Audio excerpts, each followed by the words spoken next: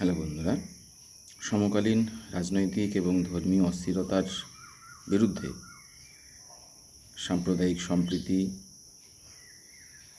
এবং রাজনৈতিক সামাজিক স্থিরতার উদ্দেশ্যে আমার লেখা ছোট্ট একটা কবিতা আমি তোমাদের পাঠ করে শোনাচ্ছি।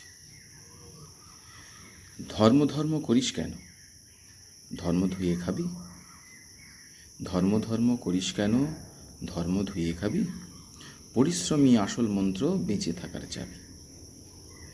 শান্তি আর শৃঙ্খলা সব ধর্মেই কয়, শান্তি আর শৃঙ্খলা সব ধর্মেই কয়, কথাগুলো ফাঁকা বলি কেতাবেই শুধু রয়।